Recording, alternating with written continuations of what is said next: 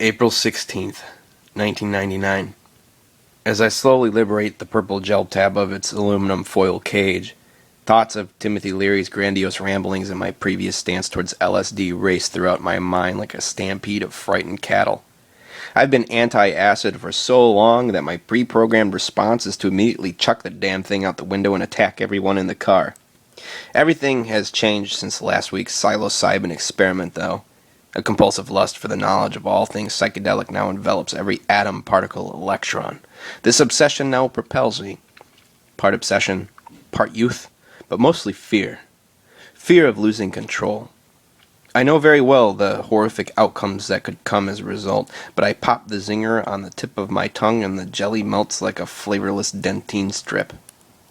2 hours later and we've broken into the penthouse rec room at the Hyatt. Quite simple, really. 4 oddities jam themselves in the custodial elevator on the 14th floor and ride 2 stories up. Donovan figured out the trick about a year ago, and he's been dragging his college buddies up here to drink boons with a flawless success rate. Right now he's relaxing on the couch with his feet kicked up on the coffee table, placidly gazing at the television screen.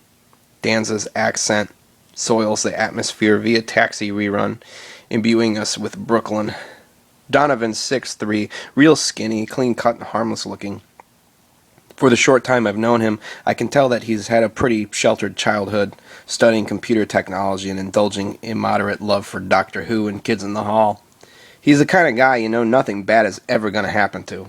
Never had a run-in with the cops, never been in a fight, but for some reason he's got a real sweet tooth for acid, which he's been gobbling like rock candy for the past couple months. He's my insurance tonight. With a psychedelic professional like this, nothing can go wrong. Cassie is hunched over the dimly lit disc, scribbling rabid gibberish into her notebook. She's somewhat of a physically odd-looking human being, short, slightly chubby, crazy white eyes, round face like some demented Cabbage Patch doll that never made it to the shelves of Toys R Us. She's also caught up in a hallucinogen-inspired period of transformation. We spend our free time shoplifting Crayola products and pink flamingos from the neatly manicured lawns of suburbia. Tony is in the rec room, or the rec kitchen, digging through the refrigerator, searching for some booze. Maybe somebody left. A weird rush of chemicals shoots up my spine as I internally debate my reason for bringing Tony along. Tony has been my quintessential sidekick for my exploits of late. A freshman newbie that looks up to me as if I were 20 feet tall. Perhaps it was all a horrible mistake. He is, after all, the living embodiment of the destructive impulse. Instead of having a miniature angel and devil on his shoulders, there are but 2 demonic entities, one being hot stuff, the other Lucifer himself.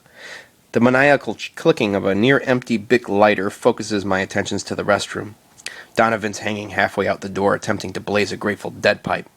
"Don't smoke that in here," I plead. "What happens if some disgruntled laundry maid picks up the scent?"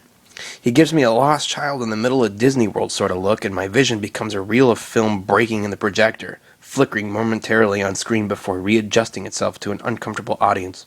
"Whoa, that was creepy," I mumble. After I give a quick explanation, Donovan looks disconcerted. "That's not right. I've never had that happen before." This puts me on edge. "You think we got some dirty shit, man?" Donovan passes it off easy as Spalding to a globetrotter's showmanship. "Just relax on the couch. Everything will be fine. We'll save the pot for later." The journey to the Davenport seems like a dozen kilometers, praying Tony Danza will relieve my paranoia. Instead, Christopher Lloyd walks onto the set of Taxi, but his eyes are a blank white and he's gyrating like he's in shot from a fresh bullet wound. He turns to look at the home audience as I jump behind the couch in pure terror. "Ah, Caldwell's the fucking Antichrist!" Donovan urgently rushes from the bathroom. "What's wrong?" Mustard in hand, Tony replies, "I think he's bugging out, man." I feel like an alien entity held hostage by Area 51 whitecoats in the name of science to benefit all mankind, prodded, examined, dissected beneath cold white surgical lights. Fear pumps through my veins and crashes onto my psyche like the breaking wave of a great tsunami. "Hey Ryan, come here." Mauve curtains blow in slow motion, walls exhaling in silent fervor. "Come here," Cassie repeats, half human, half manga. She clutches the telephone receiver, which sparkles with Holy Grail luminescence. I cautiously accept the gift and gently lift it to my ear. Kill for me, kill for Satan, motherfucker. I drop the phone and start backing away slowly as if there's a rabies-infected ghetto dog eager to tear flesh and cartilage. Please, I beg you, tell me you recorded that soundbite before I get too deep into this. I petition, but it is useless. Cassie's laughter grows as intensity as horns bubble from her temples, eyes bulging abstract mutation. I re-examine my surroundings. Tony is fixated upon the voodoo man resting on the sink. Donovan perplexed as to whether or not this panic is preconceived melodrama. He looks analytically concerned, like a Norman Rockwell painting of some college professor articulating a formula. "Tony!" I holler. He approaches a soldier ready to be given orders from commanding elite. "Quickly! We must destroy all evidence!" We rush to the minibar and I grab a handful of paper clips. He nabs used straw wrappers and some breath mints from the condiment tray. We zip to the 15-story ledge and gaze downward at the hotel lobby's green carpeting that appears to be a gigantic billiard table, chucking the belongings downward. The paper clips glitter in mid-descent like falling stars. "Ha ha ha! Now they'll never know we were here!" I howl as Tony's face calmly ripples like a pond in early morning serenity. I realize with my last thread of sanity what we've done. "Shit!" I mutter in hostility. "The police are coming!" The hotel manager walks in and gives the scene an overview. I'm shaking with psychedelic frenzy and cloaked in a black Navy Admiral overcoat, faded black Kmart Wrangler jeans tucked into steel-toe Carolinas. He looks at my baseball cap, which reads Jesus in Old English lettering, then at Donovan, who is still the pondering Norman Rockwell caricature. The manager is flabbergasted. Like a Marx Brothers authority, we should be terrorizing with Harpo pranks. "What exactly is going on here, sir?" Donovan swiftly confronts the man in the hall as we prepare to bolt. Donovan reemerges. "I told him our rich parents were asleep and we'd be quiet from now on. I think it's time to go." We assemble ourselves in Mission Impossible formation, reaching the glass elevator with stealth precision. The ride down is hell. I keep thinking I'm in that shitty Christopher Lambert picture Fortress and we're being transported to an interstellar holding tank. I'm not sure if this thing is going up, down, left, or right. The doors ding open and in the lobby everyone is Mick Jagger. There are men in top hats and tuxedos, pimps with Arctic seal overcoats and hose galore. We emerge into the cool night air of early spring and the sky is luscious, majestic velvet aura extending infinite. We dart to Donovan's car, which is parked in a row of vehicles that resemble a life-size Hot Wheels auto exhibit, and hop into instant claustrophobia. "I got something absolutely perfect for this situation," Donovan says as he pulls out a disc and proudly holds it up as a newborn son. "This will make you feel great inside." He inserts the record and blasts the volume to maximum settings. Fatboy Slim's "Check It Out Now," the funk soul brother, spins around my head in stereophonic fragmentation. "Too much! Too much! Make it fucking stop!" Cassie is emphatic. "Please, we're freaking him out. Do you have anything soothing?" Donovan sighs with an air of defeat and slides in some classic Led Zeppelin. Shadows dance humbly through the blue tint interior as we spike the nerve of I-75. The freeway climbs upward as the vehicle blasts off like an F-Zero prototype. From the striking first power chord of Kashmir, the situation automatically becomes epic in nature. I've become Pink Floyd's comfortably numb fascist transition, and my cohorts are driving me to the militant rally where I shall approach the podium before 6,000 screaming fans eager to follow the leader. Yes, I shall rule the subculture with an autocratic iron fist. Cities will crumble, nations shall fall, religious scripts burning asunder, the hopes of humanity an empty spiritual fuckhole of a gunpoint abortion. Glorious shall be the new order. The subway train arrives in an expansive rendition of the Belle Isle Aquarium floor. Although I catch the shadow of the great Leviathan gradually riding its momentum in the sky, a human voice, I assume is Donovan, snags my thought train and tells us we're finally at S-Mart. "I'd really like a gingerbread man," Tony says with childish glee. Cassie's melting like a snowman in August, tracing fingernail patterns into the backside material of the driver's seat. Tony appears to still be with it, watching Donovan pack a bowl glowing in soft moonlight. "Hey, I can't be clam baking. I have random drug tests at Arby's." Donovan slurs something oily, and Tony hops out to explore the terrain, vanishing within seconds. With a steadfast sense of self-preservation, I jump into the front seat. This is where it's safe. "Look, Donovan, I'm still not right with this. Some advice, please." Like a father sharing a moment of ignorance dispel, he utters, "Just concentrate on one thing. Like the dashboard, for instance. See how it's unthreatening it is? It's not there to hurt you. It's not there to be your friend. It just is. He sparks the bowl and passes it on to me. Do you know what you need? WDRQ. Your soft rock favorites of yesterday and today. Here, check it out. Donovan flips the radio dial and on it comes. You fill my heart with gladness. You wash away all my sadness. Ease my troubles, that's what you do. Wow, I say, that's so beautiful. And Rod Stewart. Thank you, WDRQ. This exchange of artistic expression reminds me of my latest masterpiece, the Hell on Earth 1999 cassette mix. I fish the cassette from my breast pocket and slam it in. The speakers explode with Kerry King's distorted thrashing.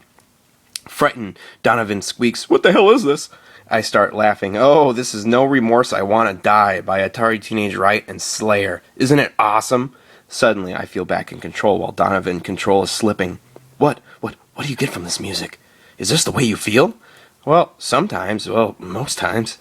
I like the music because that's what it feels like inside my head, this screaming, violent, primitive, self-destruct mechanism. You can close your eyes and just envision Christians being mutilated by demons. God, that's a rad thought. Plus, it just fucking rocks. Is this the way Tony feels too? Oh yeah, but he's so much more hardcore about not giving a fuck than I am. He's a total fucking psychotic, man. We both just want to burn this fucking world to the ground. But you know, prison, that's the only thing that stops us. Shit, man, if we could just get away with anything. What? Yeah, man, shit. This world's a pure flaming scum. Don't you ever feel this way? Outside the windshield, we both see Tony prowling the parking lot like the alpha male of a wolf pack, perched like a hunter in ecstasy of the moonlight. Donovan is petrified, wobbly. Do you think he's dangerous? Well, I'll put it this way, man. I think he could seriously go berserk if pushed far enough. I wouldn't worry about it, though. He kind of sees me as his commanding officer, like we're part of the same platoon in Nam or something. He'll do whatever I tell him for the most part. Last week, I was joking around and told him to go kill the postman who was about to deliver the mail. Immediately, he ran up to the kitchen counter and grabbed a steak knife. I swear, man, I had to tackle the fucking kid before he got out the front door. Donovan locks his intensely horrified eyes with mine. Do you think we should call the police? A gentle knock on the window nearly sends Donovan through the roof. It's Tony, partially goose face. Hey, look what I found. He hands me an object that appears to be restaurant-style butter packets manufactured as a bracelet of some kind. Where did you get this? Smiling, he says, In the car over there? I let out a stern sigh. Oh, well, you go put it right back now. Someone could really be counting on this margarine. He nods and wanders back off in a trance. Donovan looks as if both his parents were just drawn and quartered by camels in a hideous Middle East capital punishment scenario. Beware the laws of Islam, I blurt out, as Cassie snaps out of her head trip into a rambling variation. You know, these assumptions are just plain ludicrous. What assumptions? Well, good sir, if I told you, then it just wouldn't be funny now, wouldn't it? Once again, the slightest window tap gives Donovan an anal prod cattle zapping. Tony is once again hovering outside the spaceship like Nosferatu, deforming into a giraffe. Hey guys, I just struck gold. There's all sorts of money in that car. I get out of the submarine and confront the leprechaun head on. Now what the hell are you talking about? In the car. We just won the jackpot. We can buy a circus or a barbershop or a pirate ship. He trails off with nonsense and I have no choice but to follow him, flaccid heels sinking into blackened whale blubber. He takes me to a green tempo and hops into the back seat, digging through some random human's belongings as if they were his toy box. Damn it, stop this nonsense. There's no fucking bounty. We're just gonna get the fucking cops called on us, man. You don't just go breaking into people's cars because you're bored. All you have to do is think what might happen if I do this. What are the consequences of my actions? Will you mean swastika tattooed biker kick my head in because... Oh, wow. What? Amazing. Just like they said, whatever emotion comes out of you while you're tripping is magnified tenfold, putting all human perception into a singular focus. It's as if I become frustrated aggression. Tony just stares blankly. Whoa, dude, you sound like Yoda. In a gesture of gentlemanly respect, we arrange the items into neat little piles and lock all the doors of the car, wiping the fingerprints from the windows and the sleeves with their coats. There, much better. We gather the troops and head towards the looming fortress. Although my brain sends a signal that the neon sludge is the S-Smart corporate logo, it looks like volcanic Japanese street graffiti, no doubt painted by one of those bloodthirsty clowns from Akira. The outside greenhouse is illuminated by powerful halogen lights, giving it the glow of a high school football game. Amidst the lush vegetation, a palm tree spurts from the marshmallow asphalt. Dominating the scene is a symbolic phoenix of hope. All right, I've had enough. I hate this drug. Fuck Leary. Fuck Huxley. Fuck this stupid shit. I feel strongly, eagerly mobile. Wait a minute. This is fucking beautiful. It's all about perception. Once I shielded myself from guilt with pure disgust, it made everything okay. I love Acid Man. The consumer empire hits like a grand piano from the 44th floor. Vacant registers, absent frequenters, advertising banners showcasing gigantic floating heads pleasant as well-fed lambs. Instantly, I feel disowned, like a worker bee with a dead queen still collecting pollen for a ghost colony.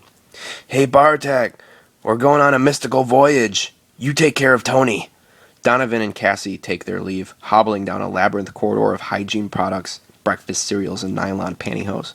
Funny, I think to myself. They look so much like lawn gnomes from this angle. Robotically, I turn my head to view Tony dart off, howling like an emu in heat towards the helium balloons modeled after Barney the child-loving dinosaur. He dashes into the megastore wilderness as I humbly follow in still frames. I catch up with Psycho Boy, knocking a shelf of Argyle socks onto the floor and continue babbling about the core values of integrity and civic pride, but he's not having any effect. He runs into the toy section and flips on a mountain of Tickle Me Elmos. An armada of furry red creatures erupt in elfish glee. Then I chase Tony to the produce section, and view stops me dead in my tracks, as if I just walked over my own grave, an acutely fragmented Polaroid snapshot of deja vu. There's no possible way this is part of the trip. I've dreamt of this scene before, Tony fondling the cantaloupes as if they were Dolly Parton's luscious breasts. Tony, I shout. He chooses to make odd farm animal noises instead of acknowledging me. I lunge forward and grab his shoulders, forcing him to lock eyes with me. We must leave at once. Something very bad will happen. Don't ask me how I know this, 'cause I'm way too fucked up to explain. He shrinks in size and reverts back to his old self with a subtle, okay. We embark on a manic voyage to find our cohorts, scrambling through aisles like rodents in a maze. No doubt some elementary kid's science fair project. I put my foot down like a disciplinary father on a hectic family vacation. Let's just go back to the rocket ship and wait for them to come out. Tony nods and we make a split for the front door, but it's shrunk into a triangular emergency exit. I push the steel bar and a noisy mechanical beeping erupts impulsively. Fuck, I think I just set off the fire alarm. The ceiling sprinklers rebel, refusing to shoot blaze-extinguishing rain. Two fellow megastore patrons, a teen female in an expensive white dress and a jockish young lad in a rented tuxedo, pass us by as if our faces are rotting from terminal leprosy. They walk out the authentic front entrance and we follow their lead, blessed by the magical coherency of prom night. After desperately sprinting through the parking lot in circles, Donovan's tricycle is nowhere to be found. Fear overtakes us. Okay, there must be a legitimate reason. Maybe we came out on the opposite side of the castle. I'll tell you what, go sit on that bench by the automatic doors and I'll take another pilgrimage through the store. I search through the aisles for what seems to be an eternity and give in to the wretched growling in my stomach. I grab a Snickers bar and a Coke and walk up to what I assume to be the customer service desk. The woman behind the counter is a pyramid of dyed blonde, feathered 80s perm, face-breathing contortions. Hello, I'd like to purchase these items. A skeletal arm points to the cashier about 30 feet away. Her words melt and quiver in slow motion. You have to go over there. To relieve the tension of this horrid affair, I decide to win her over with whimsical sentiment. Oh, I'm sorry, I say shakily. I must be retarded, turning midway through the last syllable to face none other than a mean retarded employee with leg braces giving me a mean retarded face. Just pretend it didn't happen. Just keep moving. With munchies in hand, I re-encounter Tony, who's giggling like a bashful child, sitting on... Look, Ryan, he says, pointing out the window, as pleasant as John Steinbeck on a travel with Charlie. Police! Standing outside the sliding glass doors are two police officers frozen in eerie calm. The young mulletless one motions for me to come outside with a snake-like curling index finger. So, what's going on here? He asks politely. To my right, flashing red and blue lights cut through the air like shots from a Barbarella-styled laser gun. Donovan's ATV is blocked in by 2 patrol cars, and both he and Cassie are observing the commotion through the back windshield in stark intensity. Well, nothing much, officer. Just gonna buy some raisin bread. Oh no, it's a little more than that, isn't it?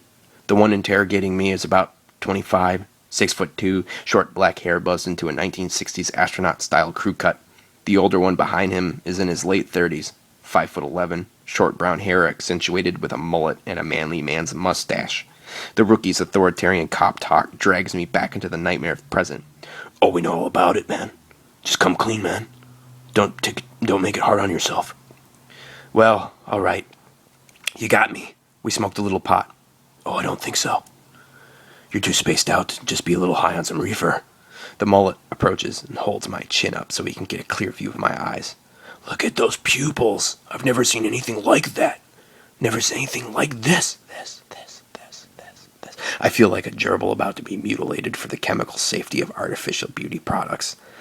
Put him in the back, he says, and the rookie ushers both Tony and I to a third patrol car facing Donovan's scooter. Inside, it looks like one of King Koopa's death machine vehicles from that horrendous Super Mario Bros. Film. The seats are stiffened plastic, frontward view slightly distorted by bulletproof glass. Well, I sincerely hope you learn a valuable lesson from this one. Tony just sits there rambling. Oh man. Okay, don't panic, I think to myself. What is real here? There's no way that this is a hallucination. Okay, LSD consumption, that's a mandatory sentence of 10 years. Oh fuck. Okay, just concentrate on the back seat. It's not my enemy, it's not my friend, it just is. Zen don't fail me now. Tony erupts with nonsensical laughter. I relay, maybe this isn't so bad after all. We get to see how law enforcement works from on the inside. Just like those projector films from 2nd grade. I start scanning the scene for John Walsh, but all I see are the pious retard pointing, chuckling with all his compressed brain power of his 67-odd chromosomes. I notice the box of Dunkin' Donuts in his hand, and it immediately reminds me of my shitty employment where I was slaving away just before Donovan picked me up and this freak show of horrors began. Look, Tony, the dunk. He realizes this outrageous fate as well, and we start moaning, oh no. The rookie rushes over to find out what the disturbance is. What's wrong, guys? I bluntly tell him, irony. Without warning, a frantic woman starts kicking Donovan's BMX maliciously. They did it! They tried to steal my car! It all makes sense now. This isn't about the Argyle socks. It's those damn butter packets. Cursed Land O'Lakes. The rookie comes back and opens the passenger door, speaking to me with glowing red satanic eyes. I hear you're on a little bit of gel tabs. Terrified, I reply, yes, it's true. So what are they, man? Something new on the street? Something a little crazy? I give in and blow my cover, since we're all fucked anyway. It's acid, man. Fucking acid. Immediately, he lets us out of the squad car in an altered state of niceness that only seems to come from female dental assistants. Hey, no problem, kid. Just you guys go sit over there. All 4 of us are back together on the cement ledge, huddled next to a carefully manicured corporate garden, hoping to enlighten the devastation. I blurt, oh well, many fine books have been written in prison. Cassie is giggling like a schoolgirl without the faintest idea of what is happening or why. Donovan has turned jello, a quivering lump of flesh in catatonic distress. It's perfectly obvious at this point that there's no such thing as a psychedelic professional. From yonder, the rookie approaches. He points to Tony and says, this one. The mullet shoves him in the back of the patrol car, locks the doors, and revs the engine. They drive off with Tony's hand pressed gently against the glass like a puppy at the Humane Society that's begging for you to take it home so it doesn't get gassed. Now it's just the 3 of us. The traitor, the lunatic, and I. The rookie asks Donovan, what's your parents' number? You can hear his mother flipping out on the other end of the cell phone as the cops instructs her to come pick us up. He proceeds to give a long-winded spiel about how lucky we are not to be going to the slammer, and if he ever finds us in his city again, we'll be beaten to a pulp and ass-raped by disgruntled convicts. It is obvious that he just doesn't want to deal with the paperwork. I think I speak for everyone when I say thank you. You are a fair and honest man, and this is a very humane decision. And also, just so you know, I'm never touching any of this shit ever again. Fuck this drug. Fuck acid. Fuck gel tabs. Fuck psychedelics. I'm fucking going straight edge. The rookie smiles, knowing that he's done a good thing. Hey, I like the sound of that, kid. The ride home is eternal, having transformed into scolded 6-year-olds awaiting hardcore grounding. The abomination ends subtly as I'm let off in front of my house. Struggling to exit the vehicle, I remorsefully apologize to Donovan's mother for all of the nonsensical distress we've caused her. Silent with rage, she chooses to ignore me, and I cautiously walk up the steps to my front door. The minivan lingers outside, making sure I get busted by infuriated parental units. I turn the key and bolt inside, cleverly flicking on the light to make it look like a dramatic disturbance. I blast through the empty house to the back door, nearly ripping it off its hinges before sprinting to the backyard gate. Leaning over the fence, I keep repeating to myself, "It's over. It's okay. No pigs. No fear. Just concentrate on the fence." Zen. Think Zen. Fuck Zen. I need a goddamn cigarette. Utilizing the most humanity-free route possible, I zip to the mobile gas station, a quarter-mile away with surgically exact ninja stealth. The Arab behind the counter keeps trying to be my buddy, asking ridiculous society questions regarding the weather and current sporting events. With each pupil a hellish vortex, I lock eyes with him and demand, "Flavor fucking country!" He backs down nervously as I slap a $10 bill on the counter in a fit of irresponsible rage. He slides me the cigarettes and I truck it fast as possible back to the calm safety of my porch where I chain smoke 5 in a row like Dennis Leary bombing on stage during an HBO special. A venomous surge of rat poison blasts my brain and I immediately start peeking. It has consumed me in one fell swoop. I lift my head up and look into the street. There is now an army of pigs in full riot gear smacking billy clubs in the palm of their hands, just standing there like a Roman legion. I rush inside and frantically lock the door behind me. A cackling laughter catches my attention as I turn ever so slowly to embrace the microwave mutating into an aborted fetus, scalpel lodged in its forehead. It starts crawling towards me, snapping vampiric fangs, bloody placenta dragging in a sloppy trail. I run into the living room, shoving the front door closed with the full strength of my shoulder. Peering in from the glasses, the shadow as I beg for my soul in Ric Flair fashion. A distinct, "Hey buddy," comes from the behind as chainsaws rev in the basement. I flip around and Eddie is swaying back and forth in the rocking chair with half his face torn off, blood flowing from the top of his head like an erupting volcano. He tears open Artie the parrot with his bare hands and maggots come pouring out like a broken piñata. They inch towards me, each with the head of my smiling dead grandmother. The walls are covered in pulsating masses of mayflies, fucking reproducing. The carpet is a horde of flesh-starved South African fire ants gnawing away at the pristine leather of my boots. The house begins to implode like the end of Poltergeist. Inside my room, the Antichrist superstar Marilyn Manson is underneath my bed, slowly disemboweling himself, and Hewitt is decomposing in my computer chair. In my closet, the Elvis-impersonating rapist from Unsolved Mysteries is masturbating, slicing off hunks of flesh with a rusty straight razor, sucking the blood out with puckered lips like a dehydrated leech. I hide under my blanket for safety, yet it's become an Ed Gein-style designer quasi-silk of carefully knit human skin. Thousands of cockroaches with the head of Osama bin Laden swarm the floor. I try to close my eyes, but all I see are the three-headed dogs giving birth to reptilian aardvarks. The room begins melting, a living mass of organic tissue. Outside, the house is being torn apart by thousands of Nazi skinheads screaming, "We know you're in there, you fucking nigger." They rip the aluminum siding from the exterior with the sonic roar of a jumbo jet, breaking windows and struggling for entryway like the end sequence of Night of the Living Dead. From the ceiling, a midget skinhead in corpse paint is lowering himself via spiderwebbing from his spine, slashing grizzly-like claws inches from my face. I wrap myself in human skin and begin obsessively praying to a non-existent god that the cosmic forces of the universe might swoop in and save me from this horrid fate. They all attack at once, fangs and claws ripping flesh, insects laying eggs in my eye sockets. Make it stop, make it stop, make it fucking stop, make it fucking stop, make it fucking stop, make it fucking stop, make it blackout.